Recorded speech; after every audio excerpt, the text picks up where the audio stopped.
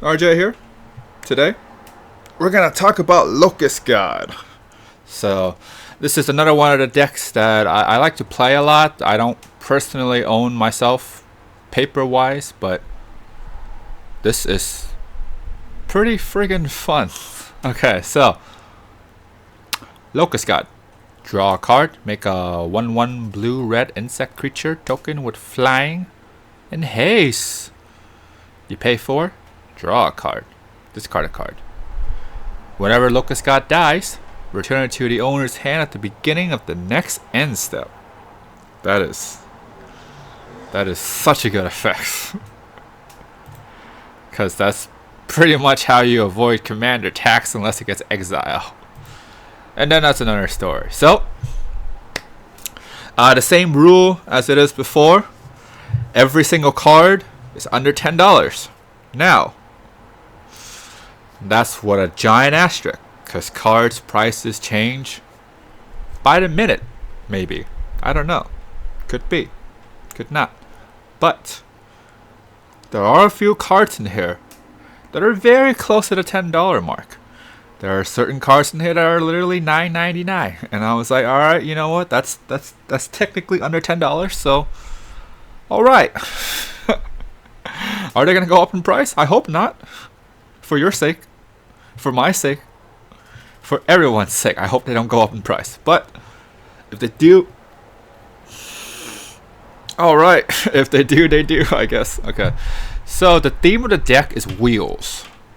So we're going to have a lot of cards that have wheels and cards that draw. Because we want to use that Locust God effect as much as we possibly can.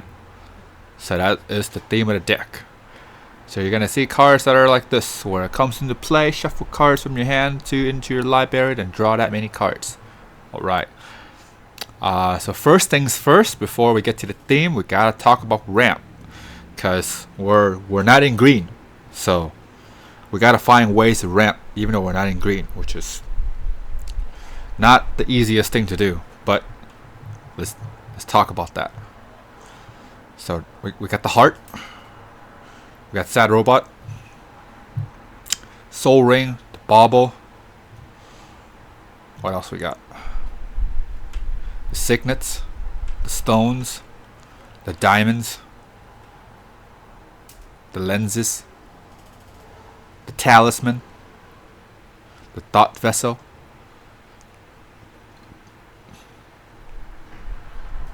so those are all of my ramps. Is that enough ramp? I hope so. I pray that that's enough ramp, because I mainly go with the 2-for-1. That's what I wanted to do. So, because a lot of times in the beginning of the game, I feel like a 2-for-1 is great. If you go 3 or 4 for, you can go 3-for-1. There's Worn Power Stone, which is 3-for-2, and then there's a lot of 4-for-2s, which is like your Hedron Archive, your Sisei Rings, your Golem's Eye. Those things go for 4-for-2. But I feel like 2-for-1 is probably best. So I think I went with either all of the 2-for-1s or most of the 2-for-1s that I can think of. So there's that. Okay, so now on to the actual theme. Talking about wheels. So Magus of the Wheel. It has wheel in the card name, so it's gonna wheel. Wheel of Fortune would be nice, but that's not under $10. That's not under $10 anytime soon, so there's that. Whirlpool Warrior. I think I have all the Whirlpools. Because those are all under $10. This card, Jace is Archivist, I believe. That's how you pronounce it. This one is the $9.99 one. I think so. This is either the $9.99 or $9.50 or something like that. Very close to $10. Yeah, so each player discards their hand, draws a card equal to the greatest number card. Is basically the windfall on a creature. Yeah, it's Windfall on a creature. It's pretty freaking sweet. But you gotta give it haste though, otherwise it doesn't work. And it doesn't die too, huh? Magus died. Because you gotta sack it. And then you do the effect. That's why this card's so expensive, because it doesn't die. It just does the effect without itself. Wow, so if you can protect it like Lightning Greaves or Swiftfoot Boots, that's pretty lit. That's an ongoing wheel. That's pretty cool. Okay. Some more wheels. Yeah, another Whirlpool wheelie card.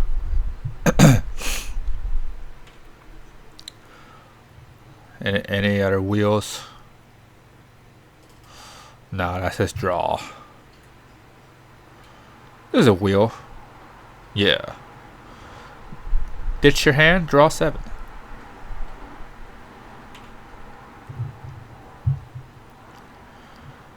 I don't think I have any wheels in this category. This is the ramp one that we were talking about.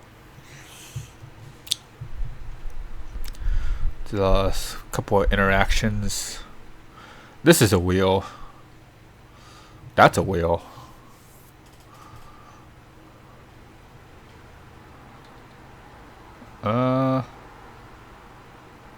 That's draws. This is a constant wheel. You're constantly wheeling with this one. That's a wheel. That's a wheel.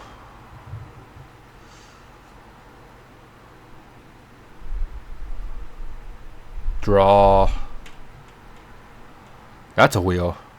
This is surprisingly under $10. I thought it would be more. No, wait, hang on.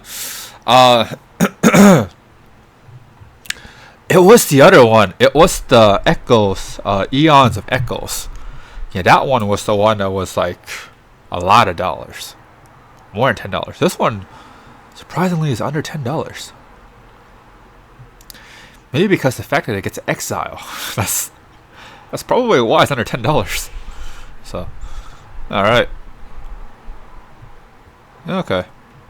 So now, the second thing is payoffs. So you gotta, because you're wheeling, you're using its effect, you're making creatures, it's time to do something. Because if you're wheeling, and you're not doing anything when you wheel, then you die. Because then you're gonna run out of cards. So that's death. So now, the payoffs.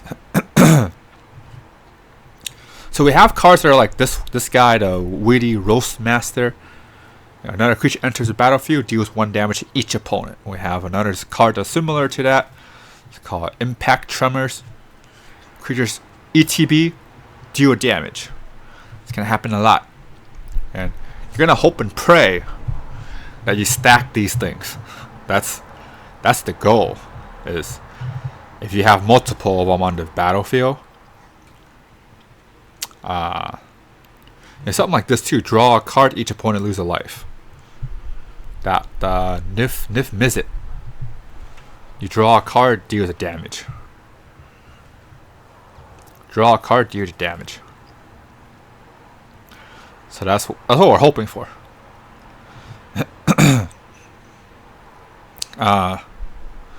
Damage amplifier. I wouldn't say multiplier because it's just +2, so it's not twice. So yeah, so damage amplifier. We want that, and then I have a couple of anthems, just so that you want to make your creatures bigger, just in case. So there's that.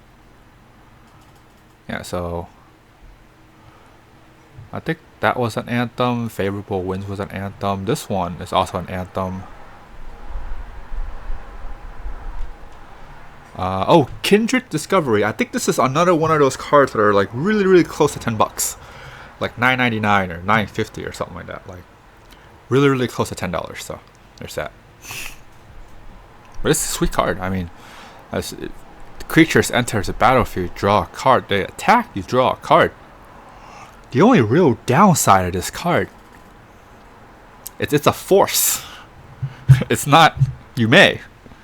No, you have to. So you can deck yourself out and kill yourself. That is possible. That's possible with this card. So there's that. Was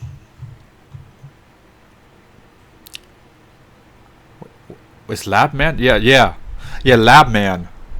Just in case if that ever happens, which maybe more likely than not. So in case if you do deck yourself out, you could win. You may not die. You could win, assuming Labman lives, which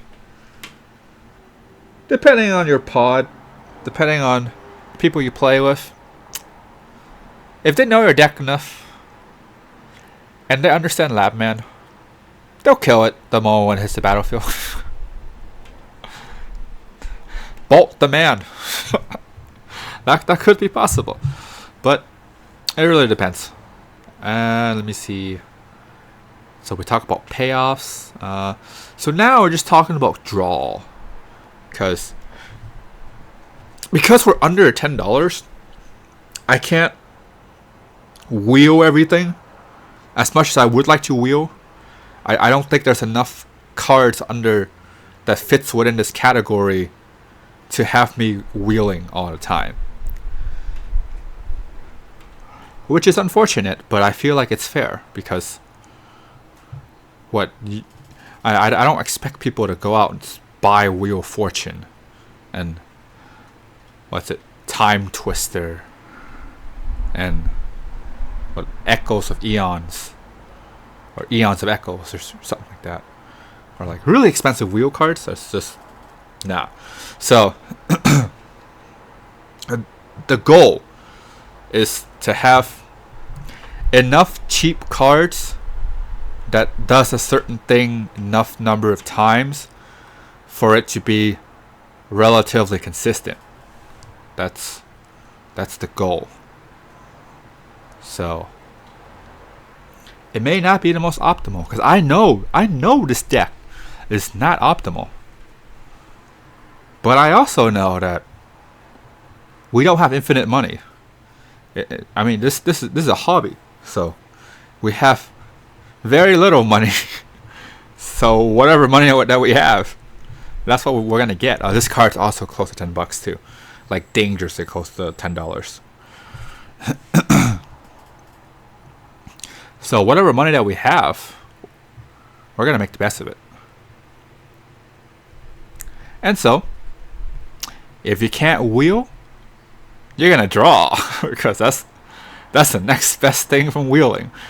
So we got a bunch of draw. I think I have all of these little one drop cantrip cards, unless I don't think there's any one that are like really, really expensive. So that should be pretty good. Yeah, so I have a lot of these little one cantrippy cards. This is actually a wheel. Tolarian Winds. Discard your hand, draw that many cards. That's a wheel.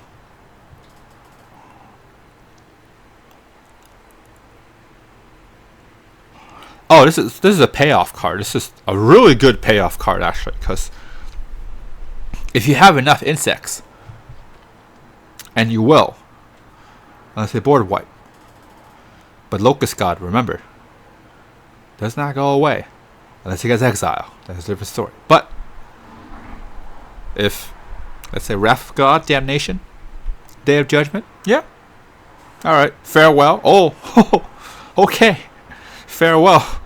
Not as bad, but you know, this is there.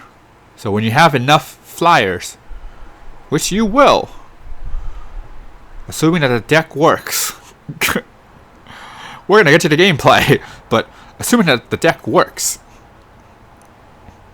this will work. So there's that. And then there's just these kind of cards. There's like draw, just draw. You gotta draw. I gotta draw. We all gotta draw, because that's one of the best things in Magic, right? Draw a card. Okay, I got a board wipe just in case if your board isn't doing so hot. I would put Psych Riff, but you know, Psych Riff's not under $10. So if you feel like spending over $10 to get a card, you could get Psych Riff. For those that don't, it's Cyclonic Riff. Yeah. So there's that. Just in case if you don't know what I'm talking about. So, yeah. That's a $20 card.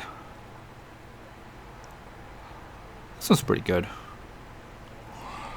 Assuming it lives. But 9 mana. See, now this card is a tall order just because of how much the mana cost is, but I don't think it's too bad because you got a lot of instants and sorceries. Like a lot. So I feel like more often than not it may just be a 3-cost card. Assuming the deck works. Could be a tall order. Okay. So there's that. Let me see if there's any other cards that I want to make a note of. Blue Sun Zenith is good. Draw a card, put it back into your library. That's a pretty sweet card. Fevered Visions. This one's pretty good. It hurts them. They get to draw, but it hurts them. Okay, so because we are dealing with under $10, the mana base is gonna suffer. But I feel like it's pretty good. Like, it's borderline precons. Maybe a little bit better than precon, maybe, but pretty borderline precon. So yeah, so we got your stuff like Command Tower. We have utility lands. We have search lands, crack lands. But not that kind of crack land. We're talking Evolving Wilds and Terramorphic Expanse. We're not talking about like Sulphur Falls or what's the other thing? What's the red? Arid Mesa. I think so. I think that's one of them. Could be. That's a red and a yellow. Yeah. Or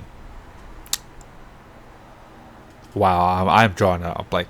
But you guys know what I'm talking about. Those crack lands. But those really expensive crack lands are like $20 a pop. These ones are cheap ones. These ones actually do come with the precon. So, and then you got like the bounce land. I think I'm gonna put one. Like one bounce land is good enough, unless you're making some kind of landfall deck, which that's another thing that I kind of want to make too, like a landfall deck. That's in this budget. And then we got your check lands. And then we got your paying lands. I like how I use the word lands that's in plural, but there's literally one. So paying land, that's this one, and check land. So just one. One. Temple of False God, this one I keep on debating whether or not I should put it in, but if I don't, I have an uneven amount of islands and mountains, so I was like, alright, we can do that. And so that's pretty much it for the deck. Let me know how you guys feel. I'll put the deck list, or at least most of it, in the description down below. I don't have any kind of affiliate links for cards, unfortunately. Not popular enough. So if you like what you see, then share it. Make sure a lot of people watched it. Watch until the end of the video. That would be pretty cool of you to do that. So if you're new, click subscribe, like, comment, ring the bell.